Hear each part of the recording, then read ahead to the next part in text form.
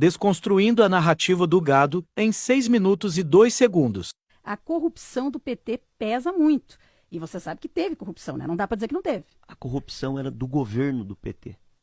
E dos partidos que compunham o governo, segundo a Polícia Federal, o partido que mais roubou é o partido que hoje coordena a Casa Civil do Bolsonaro, que é o Partido Progressista. O segundo partido que mais roubou nesse esquema de corrupção é o PL, o partido do Bolsonaro, e o grupo e as pessoas que estão com ele. Eu não defendo o bandido e quem fez errado que pague, que a justiça condene e após a condenação, a pessoa tendo o direito de defesa, que ela pague. Agora, o que aconteceu nesses governos? O Lula escolheu o Procurador-Geral da República da lista tríplice do Ministério Público.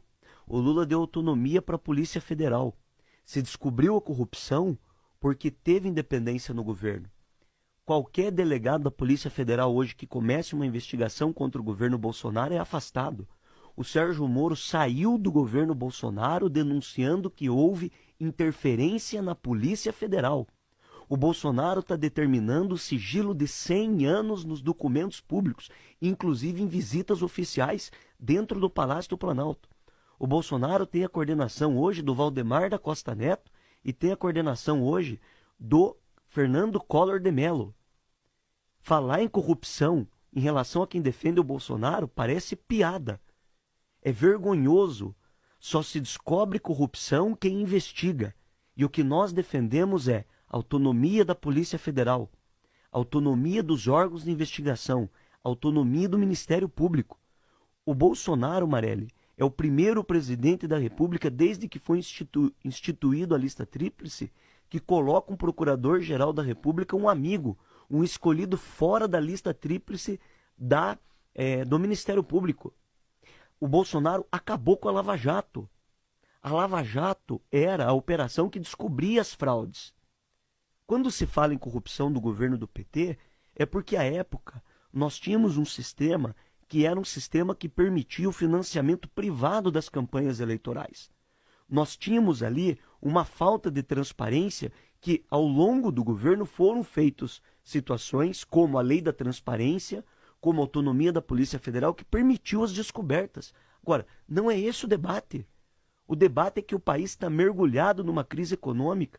Nós temos pessoas disputando pele de galinha, disputando osso nos lixos para poder comer. Nós temos uma situação que o salário mínimo parou de crescer. Nós temos uma situação que os programas habitacionais foram cortados. O Bolsonaro apresentou uma reforma da Previdência que queria cortar benefício BPC, que é o benefício de prestação continuada para criança deficiente. Olha a situação que está o nosso país. É uma situação que aprofundou a crise. Tudo bem o ricão está defendendo o Bolsonaro, eles ganharam muito dinheiro. Tudo bem o grande fazendeiro está defendendo o Bolsonaro, eu concordo, porque eles ganharam muito dinheiro. Agora, nós estamos falando da destruição da educação, da destruição da ciência, da destruição dos programas sociais. Nós estamos falando de um país que está sendo destruído internacionalmente. Bolsonaro faz a gente passar vergonha internacional. Bolsonaro acaba de cortar dinheiro da ciência e da educação para beneficiar aliados políticos. Eu sempre tive lado na política. Poderia estar fazendo um debate sobre outro candidato contra o Lula. Poderia não estar apoiando o Lula. Essa é a primeira eleição da minha vida que eu voto no Lula. Agora o debate é a decência contra o absurdo. E eu não poderia deixar de ter lado e posição, porque eu estou em Brasília. Fui o único deputado a representar Ponta Grossa nesses últimos 4 anos. Eu presidi a Comissão de Ciência e Tecnologia, que está tendo dinheiro cortado e o nosso país está ficando no atraso.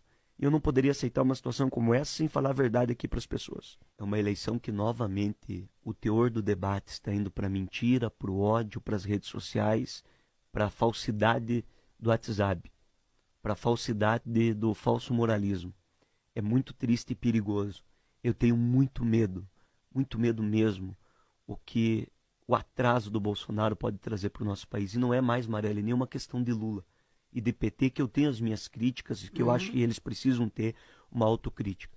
A minha preocupação é uma preocupação sobre garantias institucionais. Bolsonaro, ele tem uma tendência truculenta, todo mundo sabe disso, autoritária, e hoje a candidatura do Lula vem recebendo apoios, inclusive de adversários históricos. 150 cientistas acabam de assinar uma carta em defesa da ciência, da educação, apoiando a candidatura de Lula. E não é nem porque gostam do Lula, é porque tem aversão, porque tem medo do que pode significar uma candidatura, uma eleição do Bolsonaro sem ele precisar ter uma nova reeleição.